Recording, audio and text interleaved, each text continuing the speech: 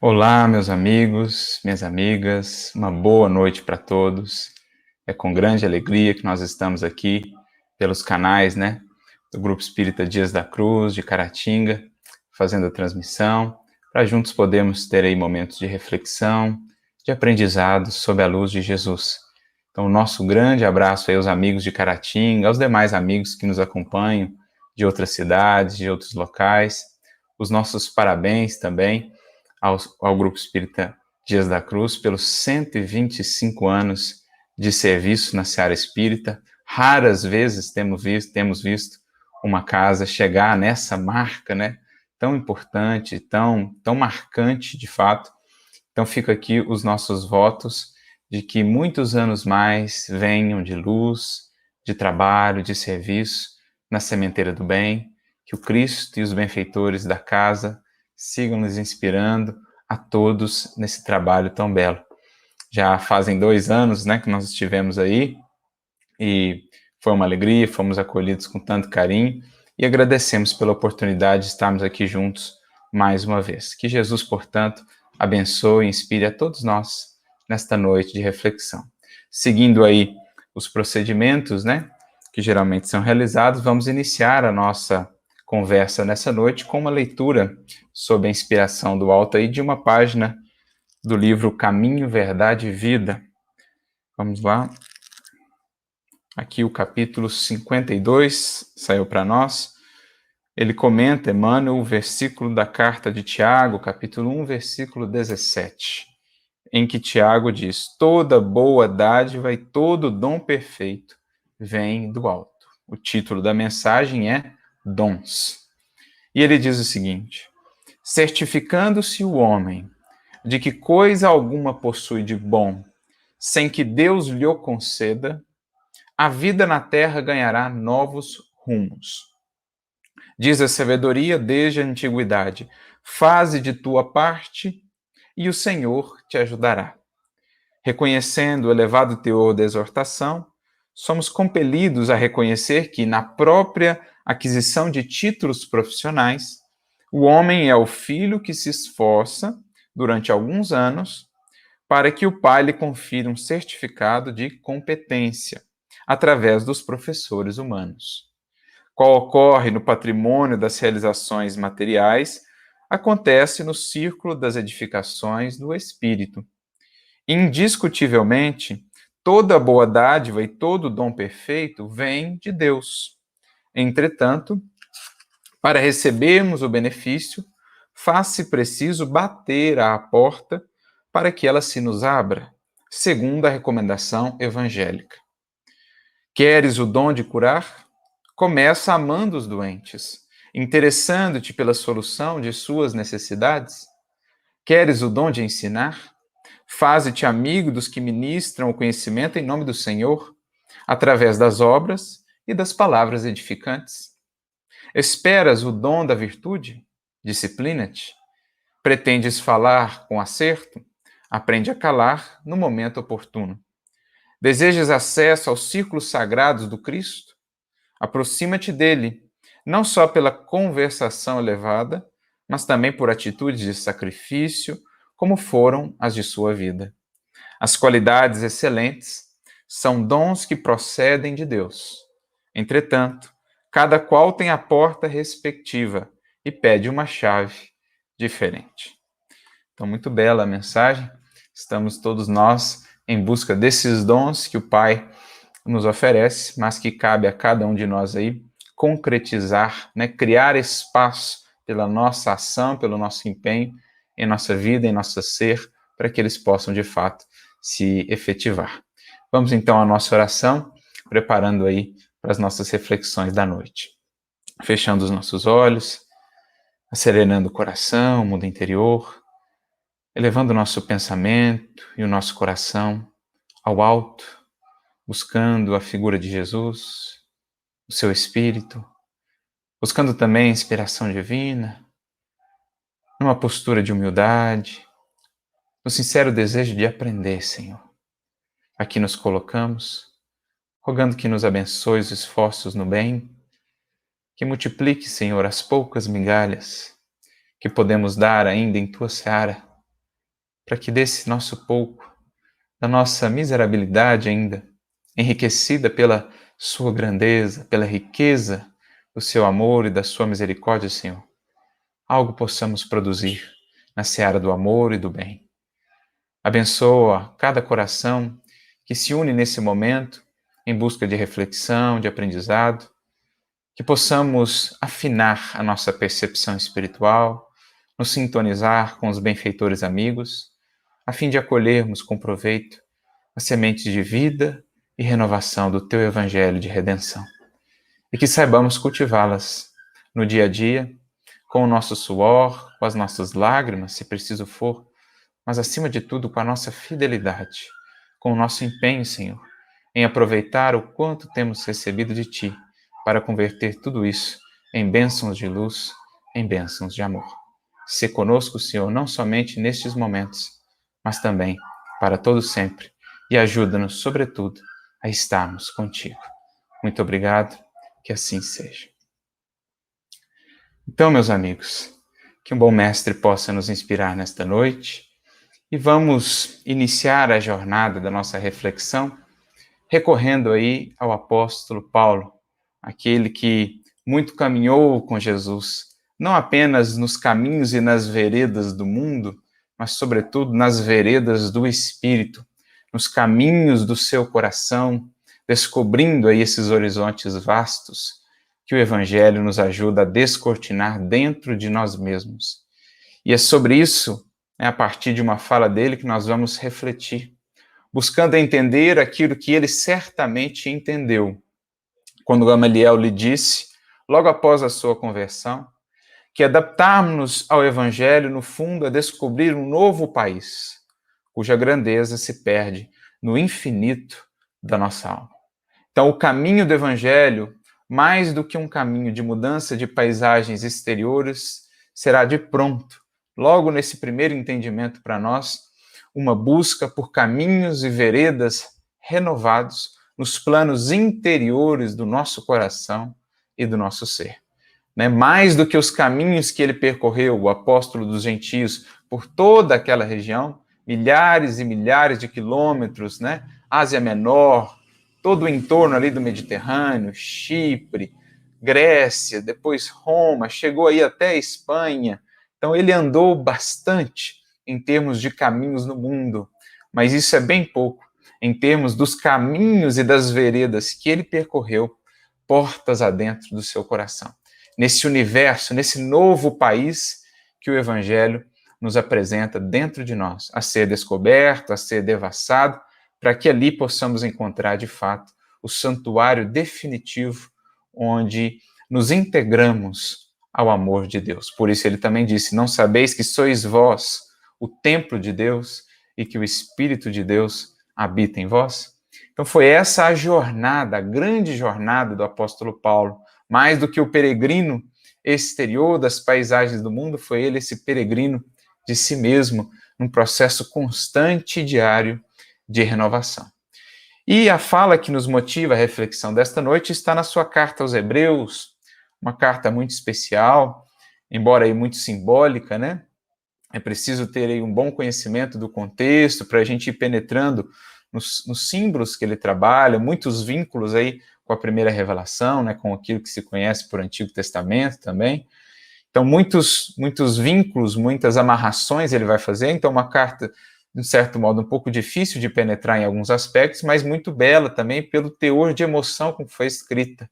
Como nos revela Emmanuel no livro Paulo Estevão, uma carta escrita sobre lágrimas, As lágrimas do apóstolo, por vezes, caíam ali, ele precisava parar um pouco a escrita, porque representava todo o amor dele por aquele povo de onde havia vindo, onde nasceu, onde teve ali os seus primeiros ensinos, onde recebeu os primeiros fundamentos do entendimento das leis divinas, e que ele tentava, então, agora, dialogar com eles e apresentar para eles o Mestre, o Cristo, a proposta do Evangelho, mas muitas vezes incompreendido. Então, foi uma carta escrita sobre lágrimas. Então, ela tem todo esse teor de emoção, de sinceridade, de desejo realmente de esclarecer, de explicar, de fazer esse entendido, um interesse real, um interesse do amor.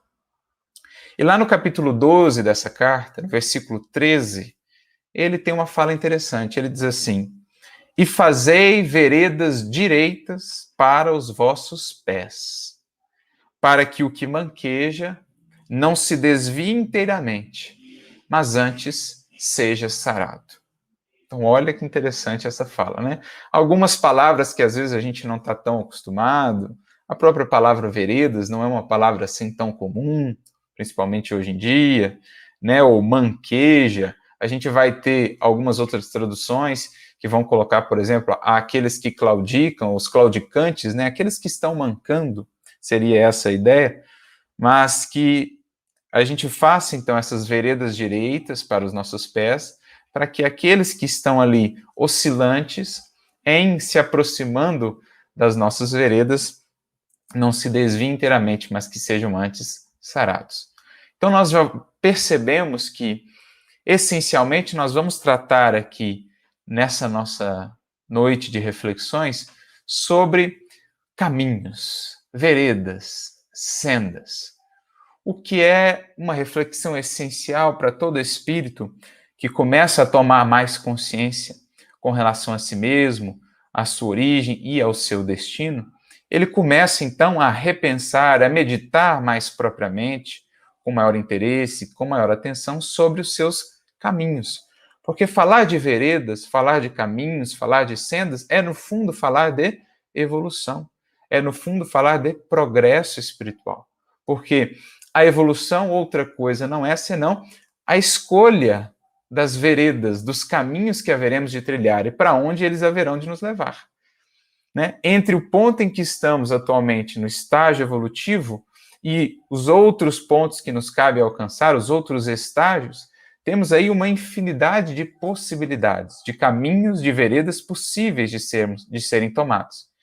E um processo importante, justamente nesse pensar a nossa evolução, é justamente atentar para quais veredas, quais caminhos haveremos de tomar. Se a gente vai, por exemplo, no Livro dos Espíritos, lá na parte que Kardec trata, junto com os benfeitores espirituais, sobre a progressão dos espíritos, da questão 114 em diante, especialmente ali da 120, 121 em diante, o que nós vamos ver ali os espíritos e Kardec tratando? Tratando a respeito dos caminhos, das escolhas, do exercício do livre-arbítrio do espírito, né?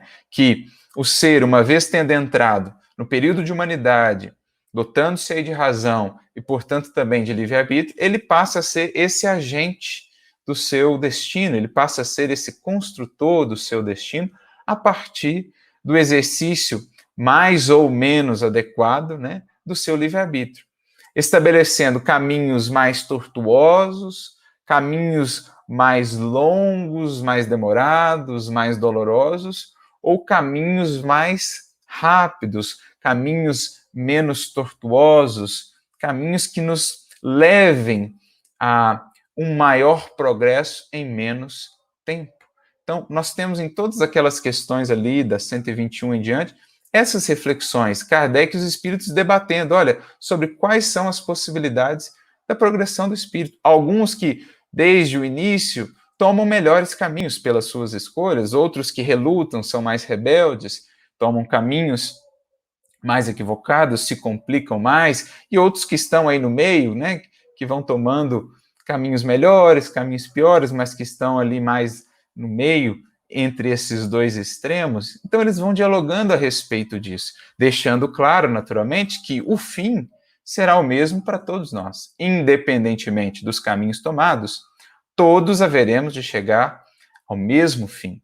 Mas lá na questão 125, por exemplo, os espíritos trazem uma informação interessante, porque Kardec pergunta: aqueles que têm escolhido mais os caminhos do mal, né, que têm se afastado mais dos caminhos do bem, eles haverão de chegar no mesmo fim? E os espíritos então dirão: sim, todos chegarão ao mesmo fim. Mas para esses, as eternidades lhes serão mais longas. Eu acho muito interessante essa expressão. As eternidades serão mais longas. Porque é isso. O espírito que se complica, né, que cria uma série de teias, que faz da sua jornada uma jornada muito mais difícil, uma jornada muito mais dolorosa do que poderia ser se, guiando bem o seu livre-arbítrio pela expressão aí, pelo uso adequado, né, da vontade, da força de vontade, da disciplina de si mesmo, ele pode, então, otimizar o seu processo evolutivo. E está aqui uma grande chave sobre a qual precisamos falar. Esse papel que cabe a todo ser consciente de pensar, de refletir, de meditar melhor os seus caminhos para otimizar o seu processo evolutivo, evitando uma longa cadeia, uma longa série de dores, de tormentos desnecessários que criamos por pura rebeldia, por puro capricho no processo evolutivo. Então, quanto mais consciente se torna o espírito, mais consciente deve ser a sua evolução. Melhor deve ele pensar e escolher os seus caminhos, buscando os caminhos mais curtos, que o levem de um ponto a outro na escala da evolução. Mas, buscando idealmente, mais do que isso, aquele que nos foi apresentado como o caminho ideal a ser seguido, a ser buscado, como o caminho mais rápido, o caminho ótimo, entre dois pontos, entre dois estágios na escala evolutiva. Caminho esse que nos foi apresentado por aquele que foi cognominado, que foi denominado o caminho, a verdade e a vida. Ou seja, o caminho em perfeita harmonia com a lei divina que nos foi apresentado, porque integralmente vivida essa lei divina pelo Cristo de Deus. Na matemática mesmo, entre dois pontos, nós temos infinitos possíveis caminhos, infinitas veredas, mas há um caminho que é o caminho mais curto, e é sempre um caminho reto, ligando aí esses dois pontos. É o caminho ótimo, é o caminho da retidão. Conceito este que é muito presente lá desde o Antigo Testamento já, nas Escrituras, por exemplo, e que faz uma referência à lei divina. O caminho harmonizado, alinhado com a lei divina é esse caminho reto, é o caminho de retidão, é o caminho do justo, aquele que se alinha à lei divina e por isso segue vida fora na jornada ascensional da maneira mais rápida possível, evitando longas, demoradas e penosas curvas pelas sendas do mal, pelas sendas dos vícios, que muitas vezes complicam-se, né, pelas suas escolhas equivocadas. Então é essa a busca que o ser consciente vai passando a ter à medida em que toma contato com o Evangelho do Cristo, com a doutrina espírita, ele busca otimizar esse seu processo evolutivo, né? Agilizar essa sua jornada buscando a meta, né? Se nós, por exemplo, vamos fazer uma viagem e o que nos espera lá no destino é algo assim que nos causa uma alegria tremenda, é algo profundamente esperado, é algo grandioso em termos de uma experiência profunda, algo que realmente ansiamos, obviamente que nós vamos escolher o caminho mais curto para chegar ao nosso destino. Se temos 4, 5 estradas possíveis para chegar numa determinada cidade, naturalmente, a sensatez nos diz que haveremos de escolher o caminho mais curto, o caminho mais propício para chegarmos até lá. Imaginemos, estamos há muito tempo sem ver os nossos familiares, que estão na cidade X. Nós temos 3, 4 caminhos para chegar nessa cidade X. Qual caminho haveremos de escolher? Para ver, rever aí nossos pais, nossos familiares queridos. O caminho mais curto, o caminho ótimo, né? Assim também, em termos de evolução, o que nos espera lá ao final? A perfeita comunhão e integração com o nosso Pai. Qual o caminho, portanto, vamos escolher se ansiamos, se esperamos essa condição que lá nos aguarda e sobre a qual Jesus falou, denominando-a reino de Deus, qual caminho haveremos de escolher para chegar até lá? O caminho mais curto, o caminho ótimo. Essa é a orientação, ou essa é a reflexão que o bom senso nos leva a ter. E é o que nós estamos buscando trazer aqui, né, e depreender a partir dessa fala de Paulo. É isso, no fundo, que ele está querendo nos dizer quando nos fala sobre essas veredas direitas. Fazei veredas direitas, ou seja, buscai alinhar o vosso caminhar, o vosso proceder às leis divinas, evitando assim uma série de complicações na jornada ascensional. Buscai aproximar o vosso proceder ao do Cristo, aos caminhos do Cristo. Busquemos aproximar os nossos, porque então estaremos encontrando essa vereda direita, que haverá de nos conduzir mais prontamente àquilo que esperamos, àquilo que é o mote maior da existência, o alvo da vida, a integração com o nosso Pai na perfeição relativa que nos é dado alcançar. Então, os Espíritos vão dizer isso também, nessa mesma parte do Livro dos Espíritos, lá na questão 117, quando eles nos falam que o nosso progredir, né, Kardec pergunta para eles se a nossa progressão, se o nosso progredir espiritual depende de nós. E eles dizem que sim, né? Esse progresso espiritual é tanto mais rápido quanto maior for a submissão da criatura às leis divinas e o seu desejo de alcançar essa meta, a perfeição relativa.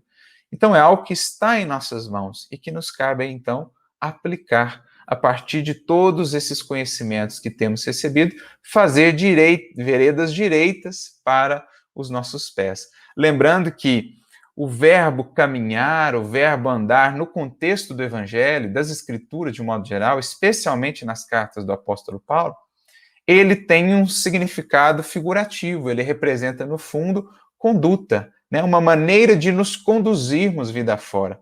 Paulo, por exemplo, vai dizer: andai como filhos da luz, na carta aos Efésios. Ou seja, conduzi-vos, né? Adotai uma postura aí coerente como quem já sabe que é filho da luz. Sabe que veio da luz e está destinado à luz. Então, andai como tais. Ou seja, andai com essa consciência, com essa coerência.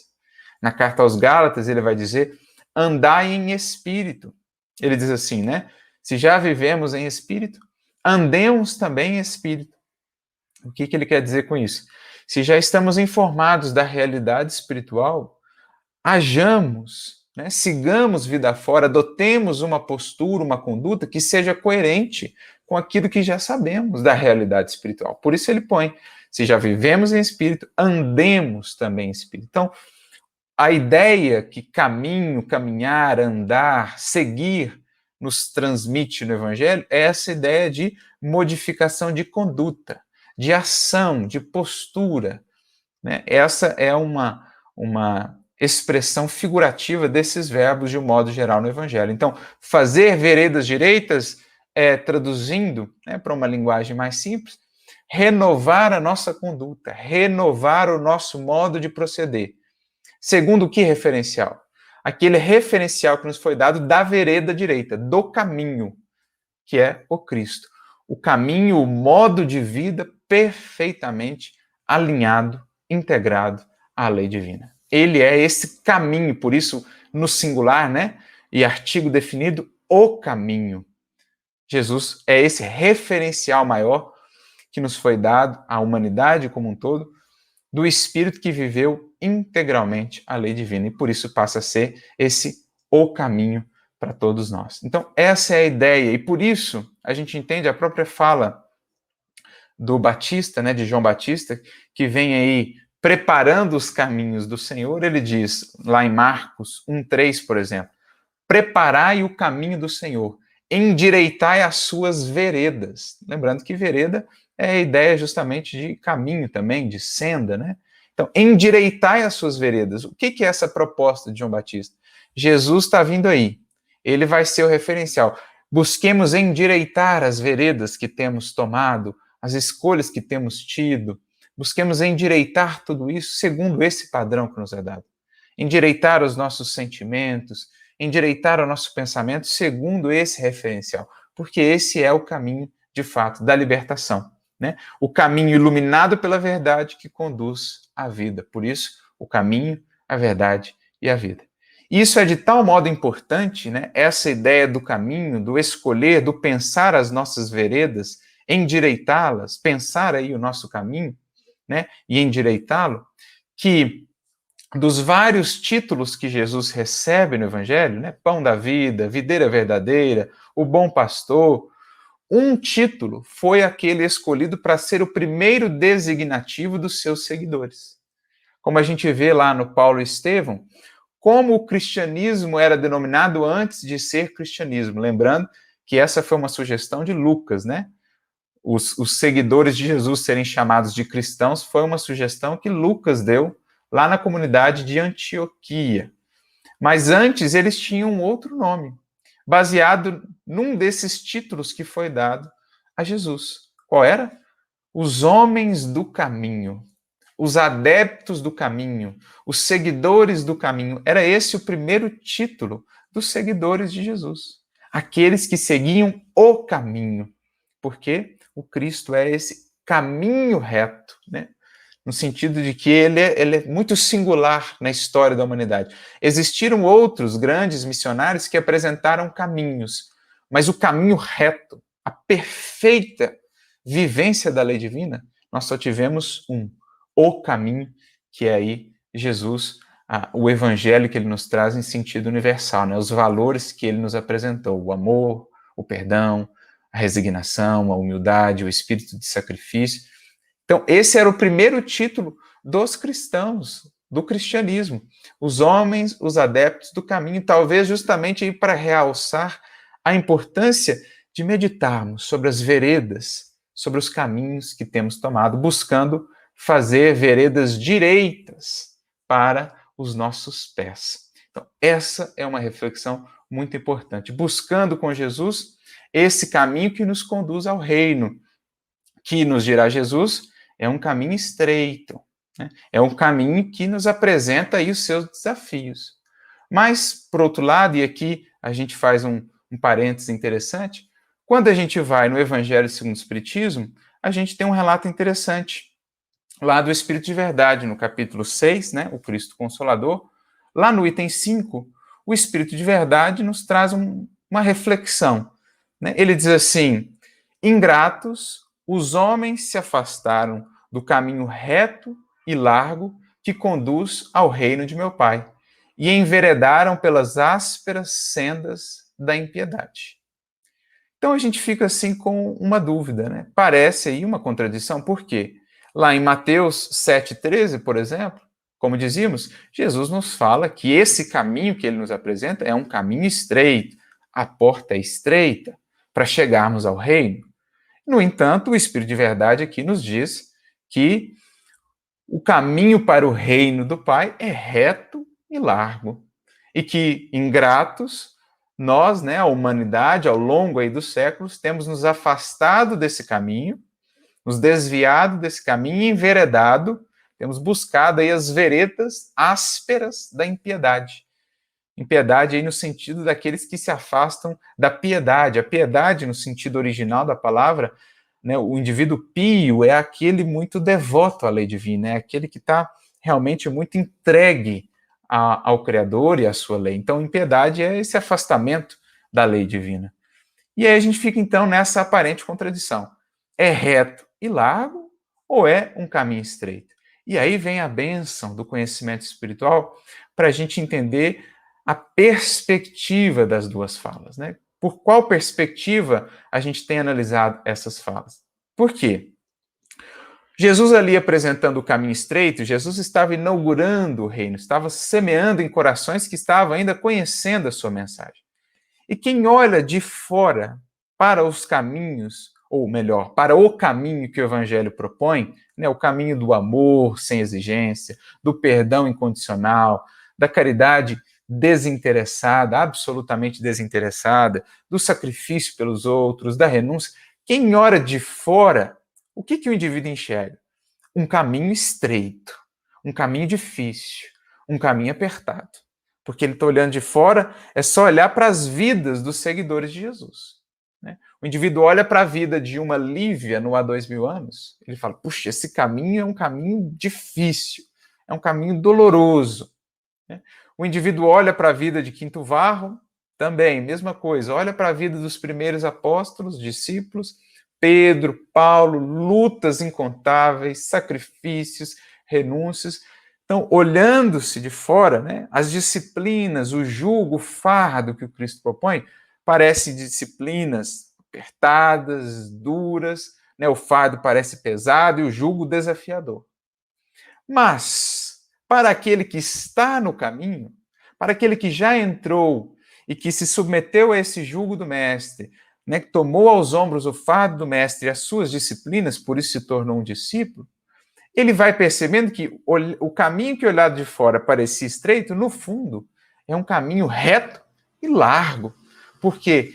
Porque ele passa, no caminhar com o Cristo, a usufruir também das bênçãos de estar nesse caminho.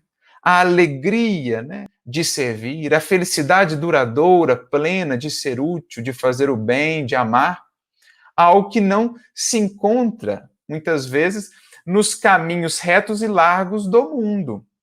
Então há que se diferenciar aqui.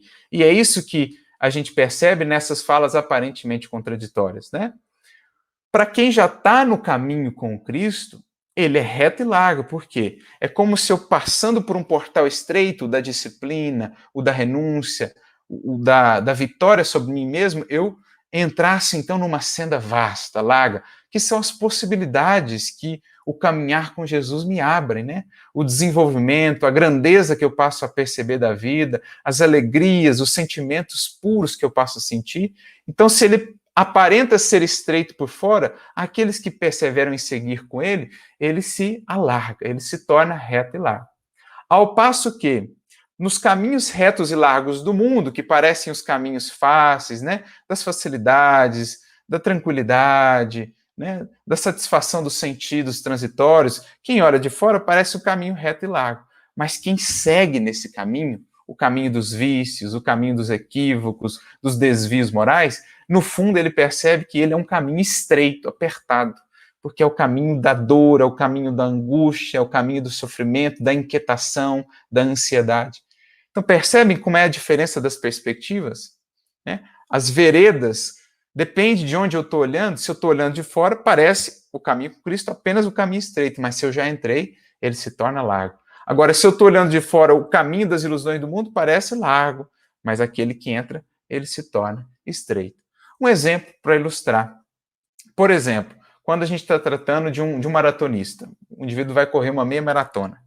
O indivíduo sedentário que está olhando de fora, quando ele vê, né, o irmão lá fazendo a corrida, com todo aquele suor, aquele aparente cansaço, ele fica imaginando assim, esse irmão é meio doido, né, é meio louco. Eu jamais faria isso. Que loucura fazer isso. Né? Porque ele já fica imaginando a dor, ele já fica imaginando a dificuldade, tudo aquilo.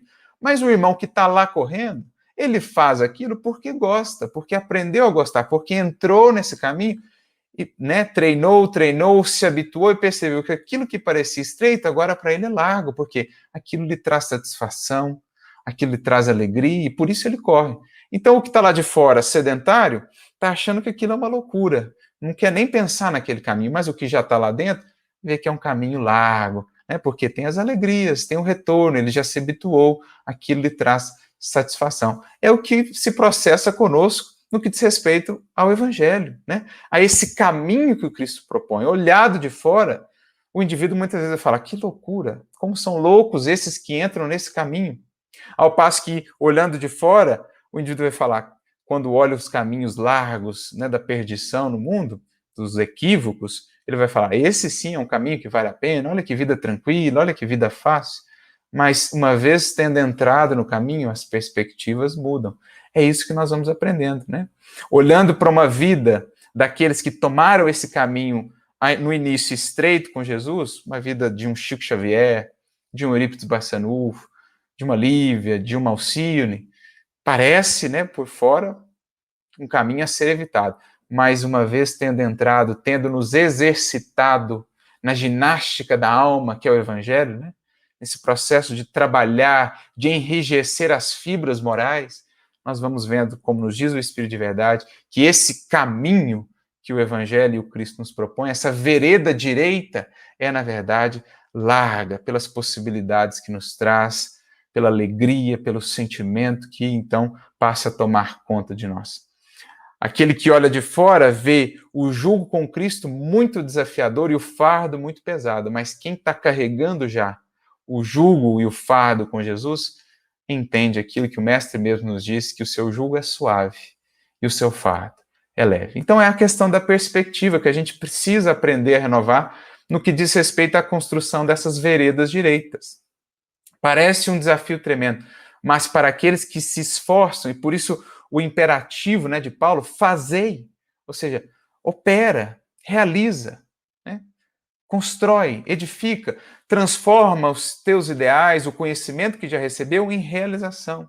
Há até uma mensagem em que Emmanuel comenta essa fala de Paulo no livro Pão Nosso, lá no capítulo 20, não, no capítulo 86, melhor dizendo, Intentar e Agir, em que ele diz justamente isso, né? O porquê do verbo fazei ali direitas, veredas direitas.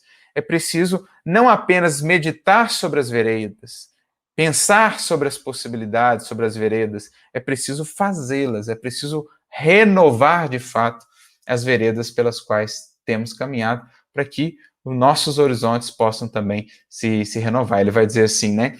Que é preciso aplicar as nossas boas intenções no plano das realidades práticas, para que as nossas boas obras se iluminem de amor, mas também para que o nosso amor não se faça órfão de boas obras. Então, conciliar intenção com ação. Fazei veredas direitas, não só divisar, vislumbrar as veredas ou o caminho que o Cristo nos propõe, mas também percorrê-lo, realizá-lo, operá-lo na realidade do nosso cotidiano. Essa é a ideia, percebendo sempre que isso é, antes de mais nada, um caminho interno, um caminho nos planos do sentimento. Né? Não significa esse veredas direitas tanto a mudança dos cenários exteriores no mundo, porque às vezes os caminhos de um indivíduo no mundo parecem estar sendo os melhores, né? Conquistas, né? Resultados, melhoria ali de rendimentos, títulos e tudo, parece que ele está subindo, mas internamente ele está estacionado nos planos do sentimento, por exemplo. Então, uma outra mensagem de Emmanuel no livro Pão Nosso, lá no capítulo 20, chamada A Marcha, em que ele diz assim, que é preciso entender que a marcha com Cristo, né, o buscar essas veredas direitas com Jesus, esse caminho, é antes uma busca interna, nos planos interiores do sentimento. Às vezes as circunstâncias exteriores parecem estar indo caminho abaixo, porque se complicam, são lutas, são desafios, as coisas parecem não dar certo exteriormente, mas internamente o espírito está ascendendo, está subindo, né? Nos caminhos, nos planos do sentimento, por quê? Porque está renovando-se, está fazendo essas veredas direitas. Ao passo que, em oposição, às vezes exteriormente ele parece estar subindo, está lá nos píncaros, né? Mas internamente ele está estacionado, contemplando ilusões. Emmanuel mesmo vai dizer nessa mensagem, né? Às vezes o indivíduo que está no mais alto ponto da marcha, para a sabedoria divina, está ali paralisado, contemplando fogos fatos, ou seja, ilusões. Né? Ele pode parecer estar caminhando e avançando nos caminhos exteriormente, mas internamente está lá, parado numa mágoa, está lá parado na vaidade, está lá parado no orgulho, está lá parado no egoísmo. Então, exteriormente, a personalidade transitória está progredindo. Títulos, rendimentos, reconhecimento, aplauso, facilidades, prazer exterior, mas internamente o sentimento cristalizado.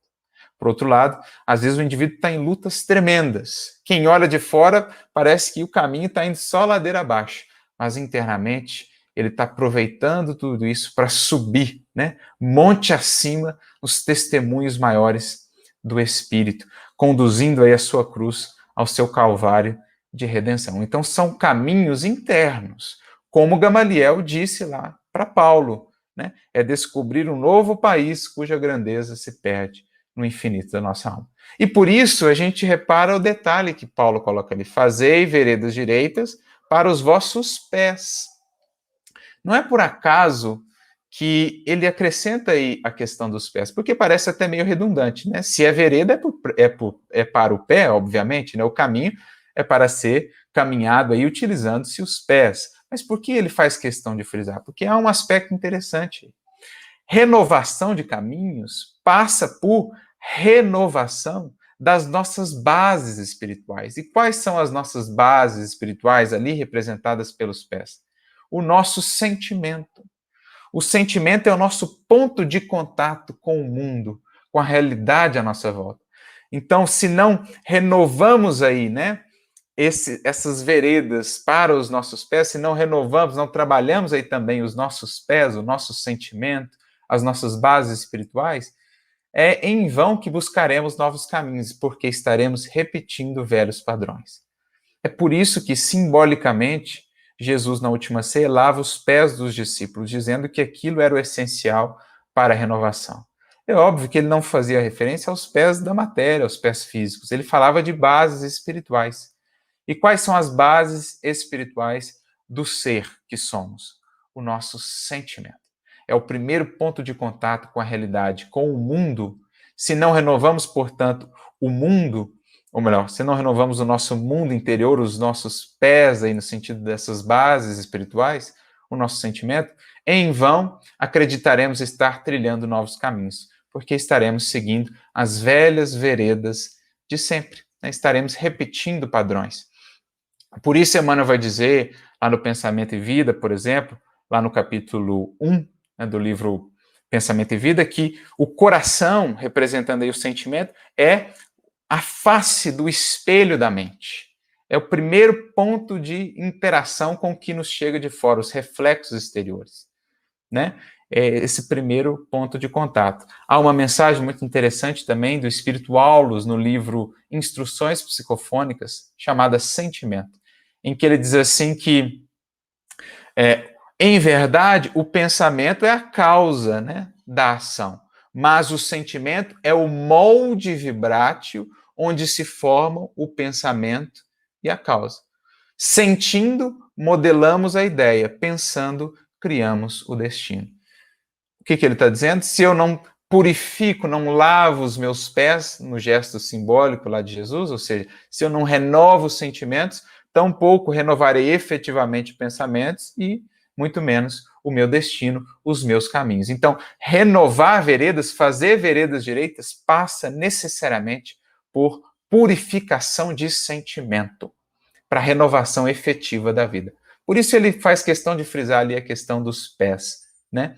Para justamente falar dessa importância de renovar as bases do nosso espírito, de purificar sentimentos. Há até uma fala também de Emmanuel, novamente no livro Pensamento e Vida, lá no capítulo 15, quando ele trata da saúde, em que ele diz assim: sem reto sentimento não há reto pensamento, sem os quais a alma adoece pela carência de equilíbrio interior. Então, olha que correlação interessante. Reto sentimento. Fazei veredas direitas para os vossos pés.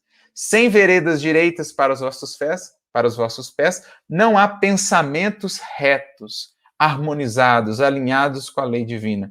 Nem tampouco um destino, um caminho, uma vereda reta. Se eu não retifico os sentimentos, né? Se eu não os alinho nesse equilíbrio que nos é apresentado no Evangelho, o amor, o bem, o perdão, que vão dando esse reto sentimento, não há reto pensamento, nem tampouco vereda reta, vereda direita. Então é essa reflexão que Paulo vai nos trazendo aqui, esse papel que nos cabe, enquanto espíritos conscientes, de preparar os nossos destinos, de entendermos enquanto artífices dos nossos destinos, construtores dos nossos destinos.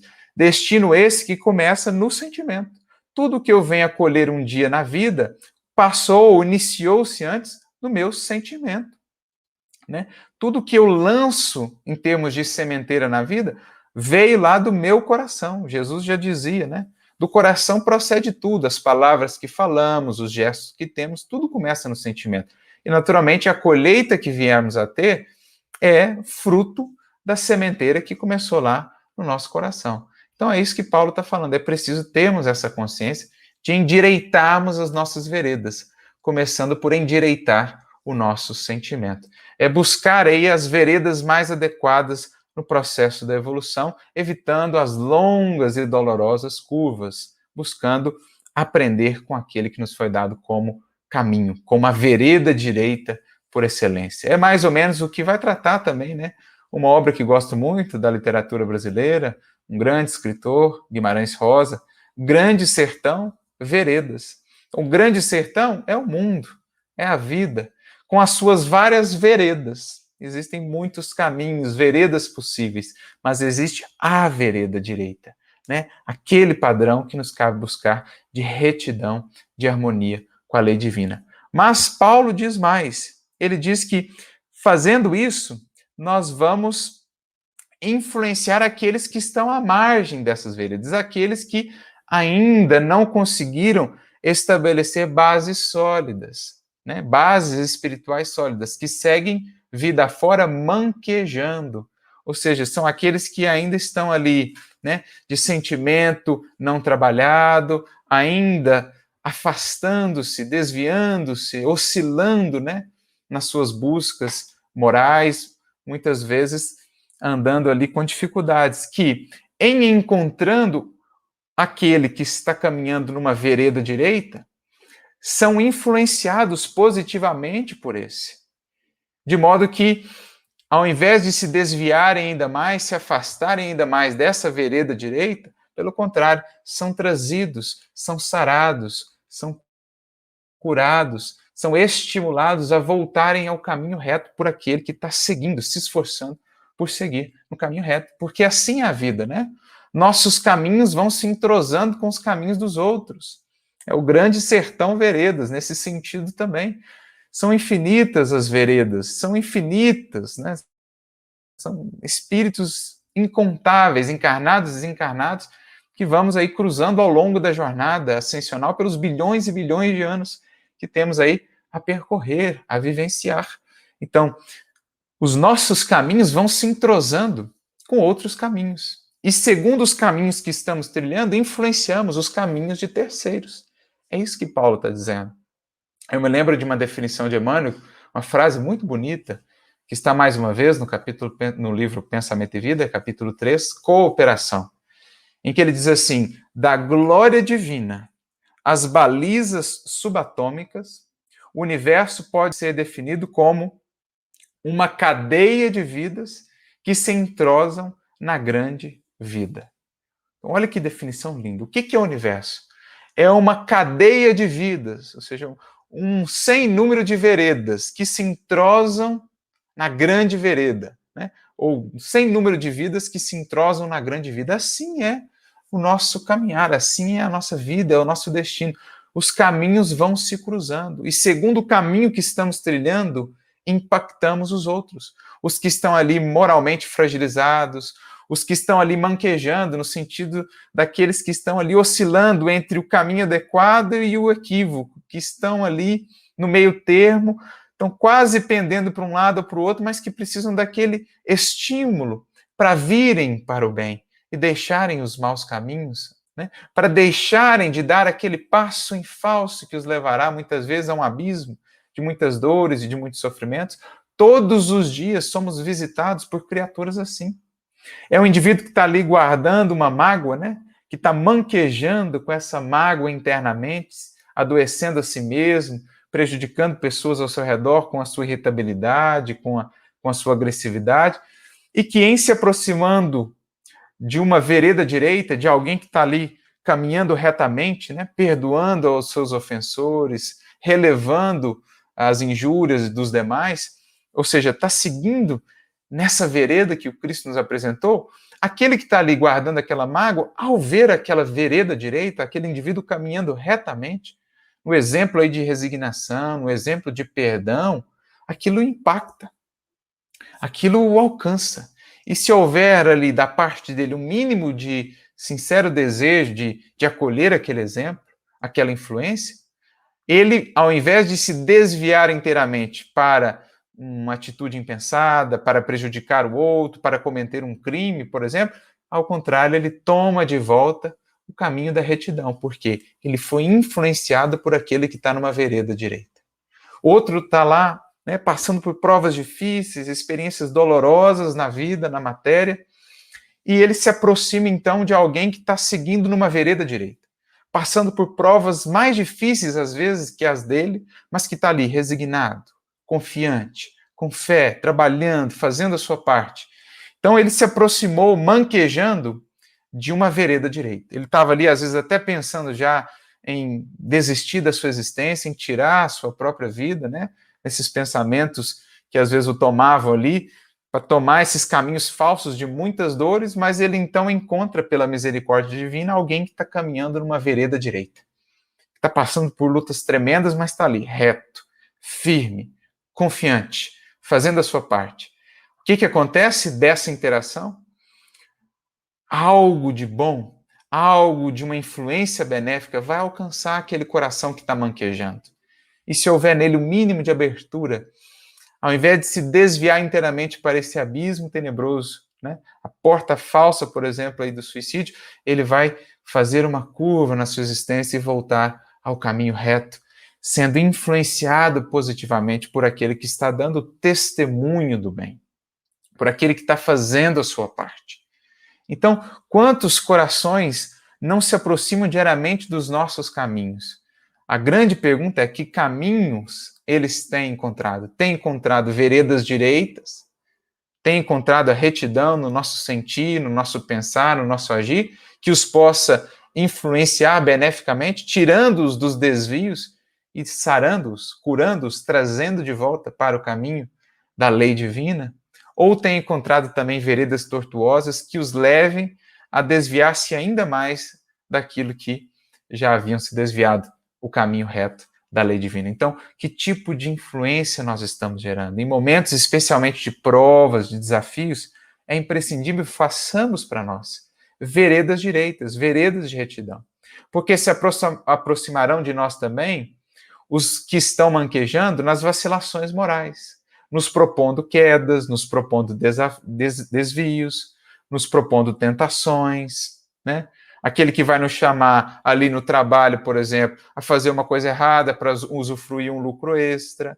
Aquele que vai nos convidar, muitas vezes, a fuga do compromisso conjugal, um processo de infidelidade. O outro que vai nos propor ali um jeitinho, né, prejudicando algumas outras pessoas para benefício próprio. Enfim, vão se aproximar dos nossos caminhos, não só aqueles que estão manquejando pelo sofrimento, pelas dores, mas também aqueles que estão manquejando no mal, que estão oscilando moralmente, cujas bases do sentimento não estão ali muito bem equilibradas e que vão nos propor sairmos desse caminho de retidão.